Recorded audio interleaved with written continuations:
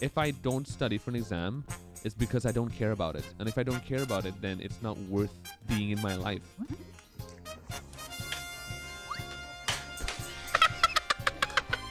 How do you keep motivation to speed running the same game for years? I don't. I hate Mario. I only do it for the money. Good morning. Yes, it's morning time. All right. Good morning, Australians. Good afternoon and evening, Americans. And good night, Europeans. You degen Europeans.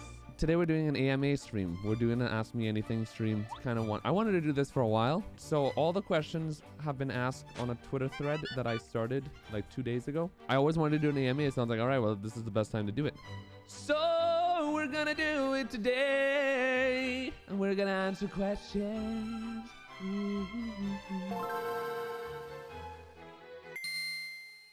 All right, right off the bat. The first question is from one of my very, very loyal viewers and a friend of mine. His name is Alchemite. Shout outs to Alchemite if you're here. I'm struggling to grow on Twitch/YouTube. So someone who does the same content that I would like to mostly do and has done it for a long time. What is the best way to grow without banking on being good at the game? Okay, we can spend like hours talking about this. First of all, I'm gonna say I am still struggling to figure that out.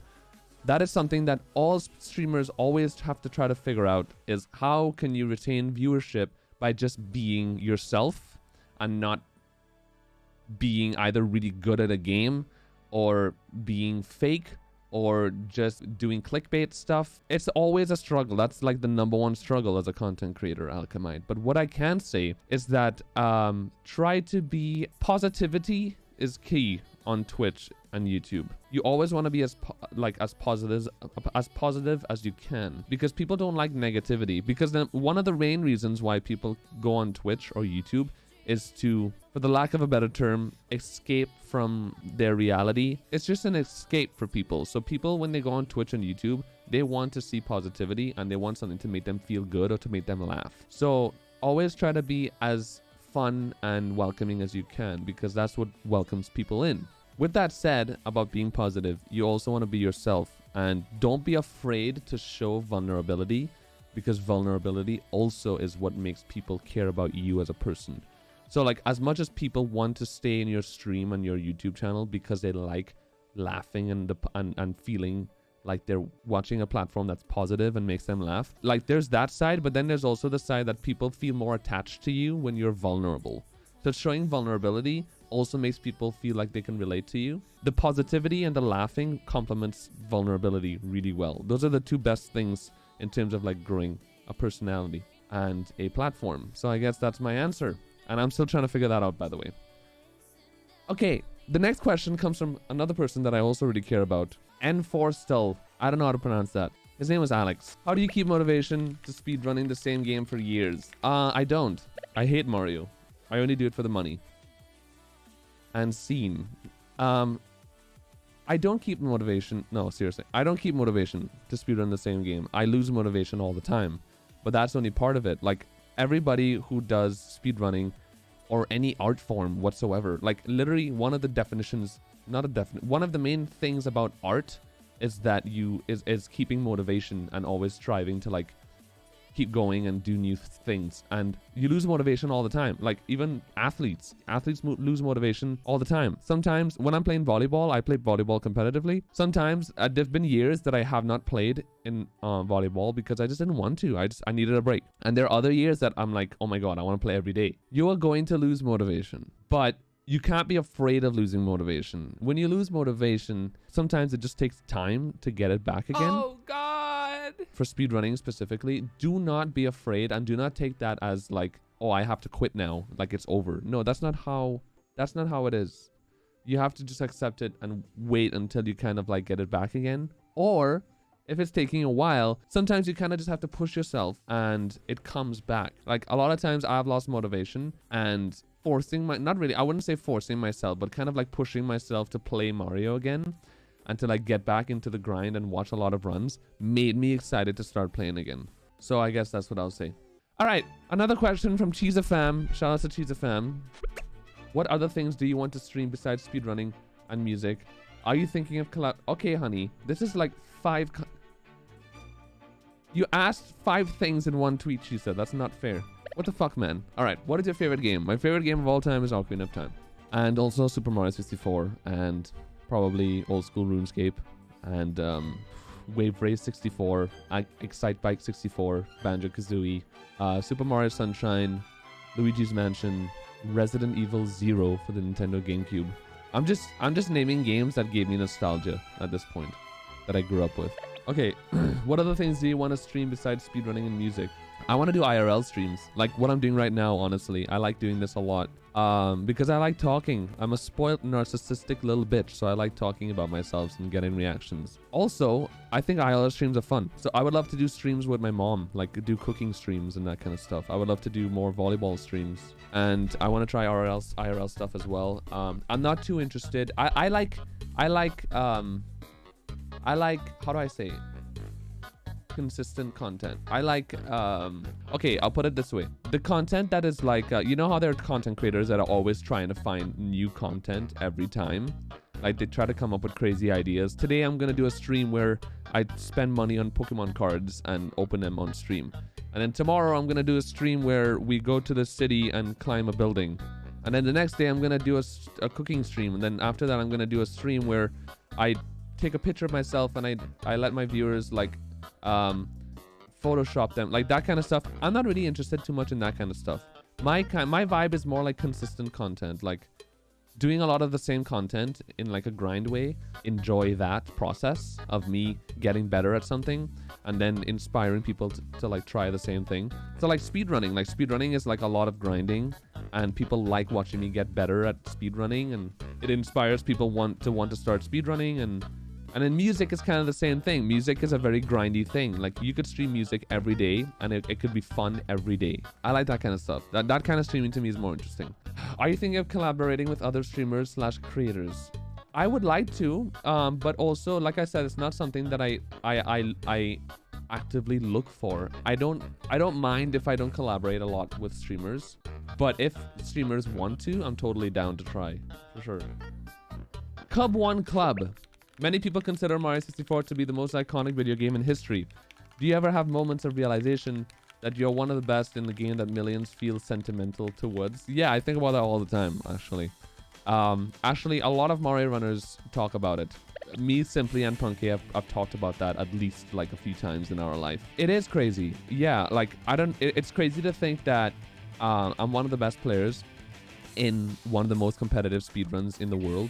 And it's crazy to think that I actually did it. Like, I still don't know how I was able to do that. It is fucking cool. Yeah, I guess that's what I would say. It's crazy.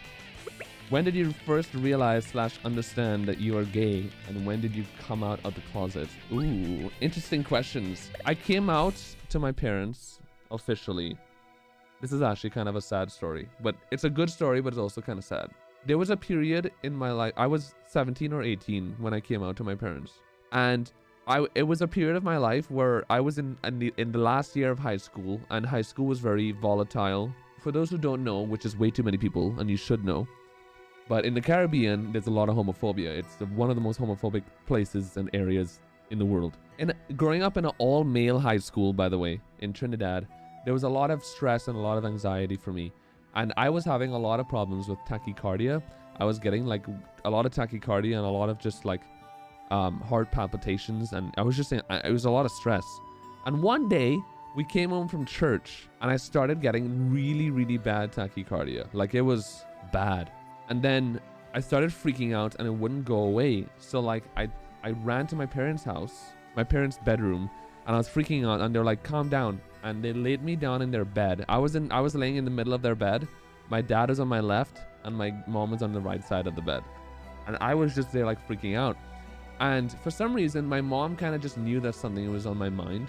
And she kind of knew that was the reason why I was anxious, or it was anxiety because of that. And she was like, listen, calm down. Is there anything on your mind that you need to tell us about? And I was like, how does she know? I told my mom, yeah, I guess there is something in my mind. And I didn't tell her that I was gay. I actually told her that I was seeing a boy, because I kind of was. And I think that was also stressing me out. And then I said that, and my mom immediately, the first thing she said was, yeah, I'm not really surprised. I was like, what the fuck? But my dad, my stepdad, he kind of was like freaking out. He like got off the bed and he was kind of like, he was like pretending that it was a joke and he didn't know how to react. So he was like, oh, you must be joking. Like, I don't know what you're talking about. Like, you know, typical dad reaction. They don't know how to react. So they just get like flustered. And my mom was just like, yeah, that makes sense. And I'm like, what do you mean? And she was like, well, I kind of knew. And my dad was like, what are you talking about? And immediately my tachycardia went away. Like I felt better right off the bat. So I was like, holy shit. And then the next day, my stepdad talked to me and he was like, he was very nice. He was like, oh, don't worry. Everything is fine. I love you, blah, blah, blah. So yeah, that's kind of how I came out. And then 3 years later, I came out to my brother and my brother was also like, yeah, I already know. I was like, fuck. And yeah, I just started coming out to my friends slowly but surely. But my real coming out story was after that. I moved to Spain. And when I moved to Spain, I immediately felt free because Spain is amazing and very open. And I immediately felt so free. I made like a big post on Facebook saying, yeah, I'm gay, whatever. Those who always kind of like thought I was gay, you were right, blah, blah, blah. And all my old friends saw it from Trinidad. And some of them were supportive and some of them were really nasty. Some of them were like sending gun emotes and shit and being like, you know, fuck you, whatever. But that's just typical idiots. What made you get into speedrunning Mario 64? Honestly, I don't know. Because when I got into speedrunning, the game that I was always really interested in was actually Ocarina of Time. That game was always the game I wanted to play, but I never tried it for some reason. It was just very intimidating. The reason why I started Mario 64 really was because when Punky started becoming popular in 2014 and he was like beating Siglemic, that just looked so interesting to me. And I already had Mario 64 on my Nintendo Wii. So I was like, I'm just going to fuck around in Mario. And then I ended up just falling in love. And then we got married and we've been married ever since. Favorite world record that you've gotten? I mean, come on. Break the Record 2020. Okay, all right. When it comes to, like, for obvious reasons, Break the Record 2020, because it was a live world record. I mean, it was amazing. But I would also say that my first ever world record was also my favorite, because, like, my first ever world record was when I solidified myself as a rising streamer and a speedrunner. That's when people started taking me seriously. That's when I realized that I could actually build a career from speedrunning. So that was, like, in some part, the beginning of my life. So that was also amazing. What was the happiest moment in your life? The happiest moment in my life. The happiest moment in my life was when I moved to Spain. Within a few days of moving to Spain, I literally felt like I started a brand new life. I felt like I finally started my life, to be honest. So yeah, when I moved to Spain. Where do you see speedrunning in 5 years?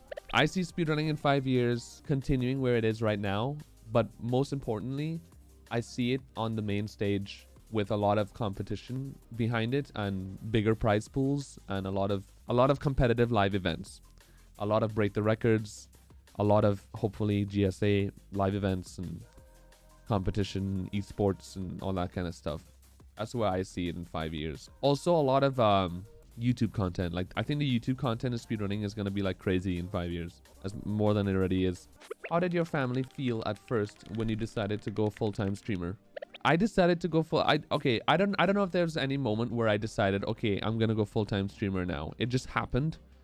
When I started streaming, I didn't do anything else with my life. I was kind of depressed and I was in Trinidad and I didn't know what to do with my life. So I just streamed every day and speedran every day. So it just kind of happened. My family at first obviously didn't like it because I wasn't making money and I was a nobody.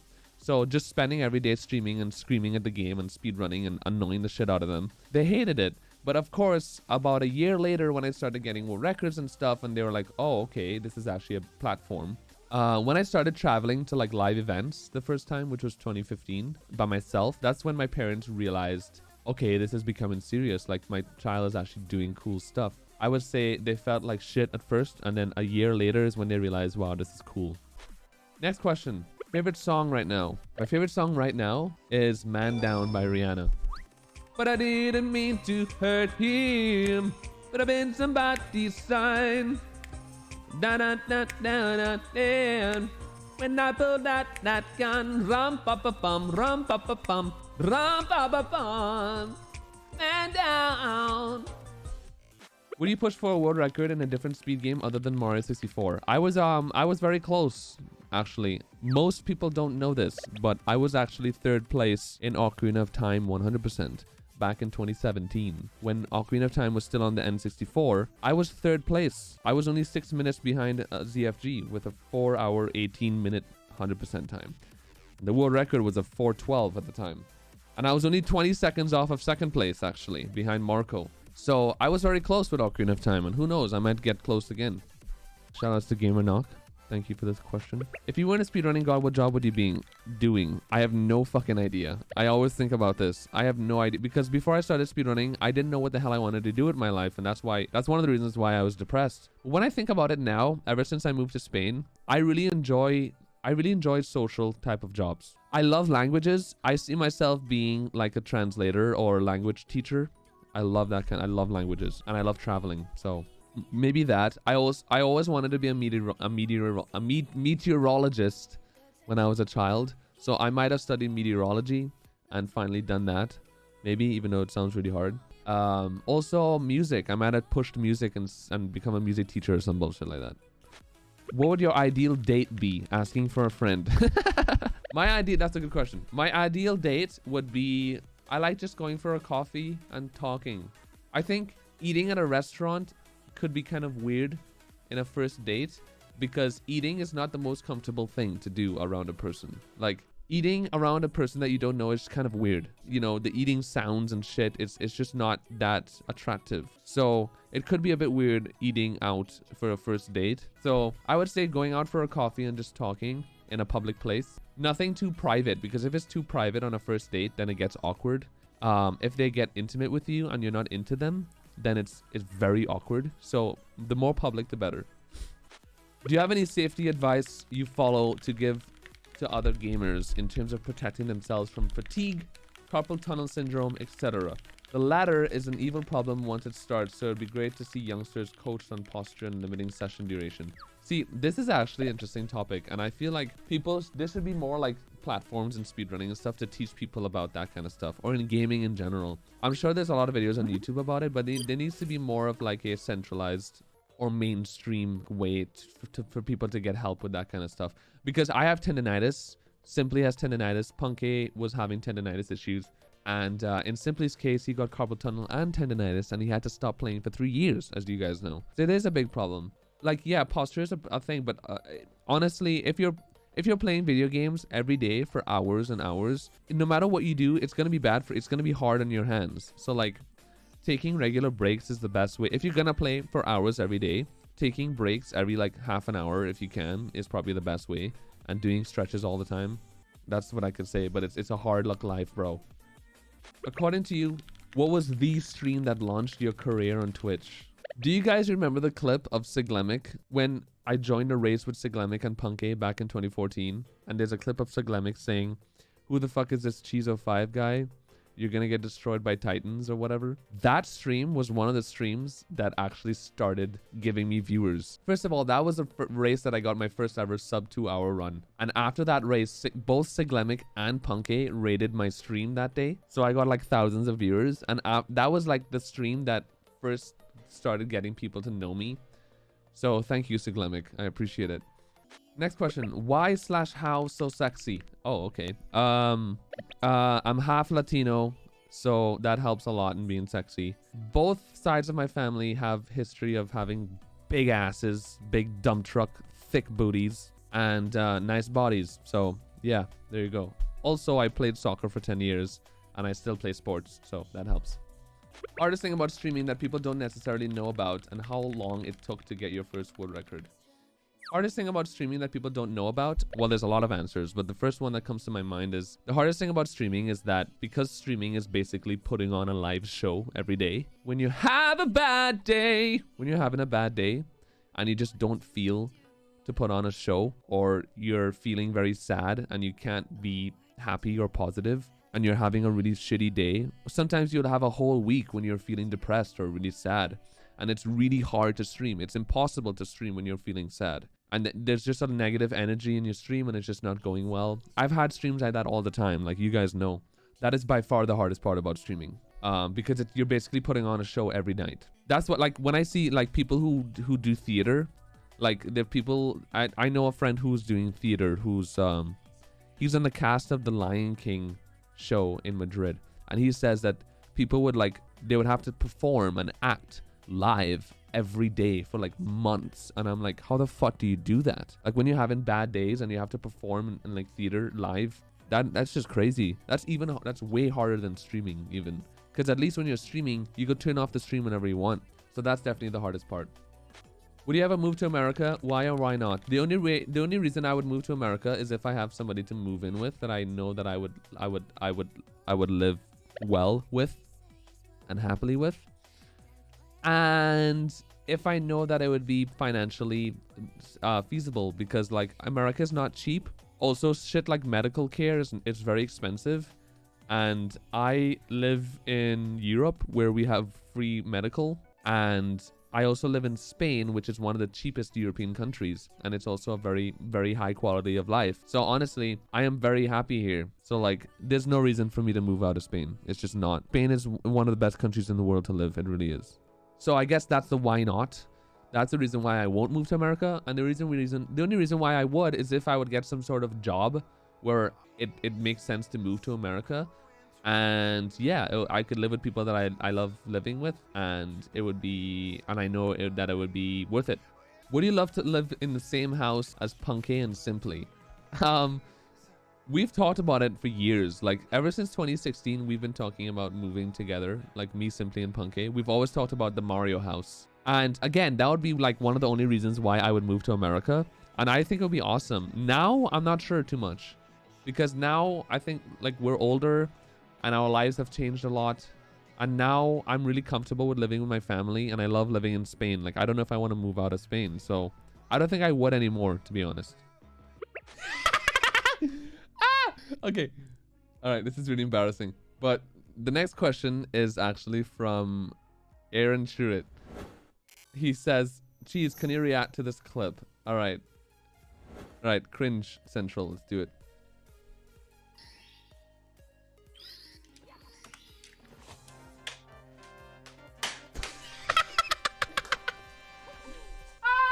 That's great. I remember this. Like, I legit remember this. What are a few things that keep you satisfied or keep you going when things get tough? Food. Damn, it's a hard one. Yeah, food and that kind of stuff. Oh yeah, RuPaul is another one. That's a good. RuPaul is another one. RuPaul is a huge influence of mine. Man, I could talk about RuPaul for a long time. RuPaul says things that are so true, and they're like my mantras, and they're really things that I live by. Like a lot of RuPaul's mantras revolve around not taking life too seriously, and I think that's so important. RuPaul says like don't take life too seriously a lot, and I think that's so fucking true. Like I say that a lot, and I always grew up saying that, and people would like freak out all the time. It's like the less you take life seriously, the better it is for you, and the easier that you would kind of like see life as. The less stressed out you would be. Like when I was in high school, I would never stress out about exams and stuff because I just never cared. I always thought, well, you know, it's not a big deal. If I don't study for an exam, it's because I don't care about it. And if I don't care about it, then it's not worth being in my life. So then like I would just remember that, and I wouldn't stress out because of it, because I just don't take it too seriously. And that's what RuPaul says all the time. The less you take life seriously, the more you could laugh at everything. And the more you could laugh at shit, the more happy you are. It really is true. All right, guys. That's it. I hope you enjoyed my AMA stream. Part 1. This was a lot of fun. I would love to do more of these. It's been great. Thank you for all the questions. I still have like a shit ton of questions to answer. Oh yeah, I want to ask you guys, did you guys enjoy this stream? And should I do more of these kind of streams? Like ask me anything kind of stuff, because I think it's fun. And I also think it helps people a lot. Like people genuinely could be helped a lot by all these things that I could talk about and all this shit.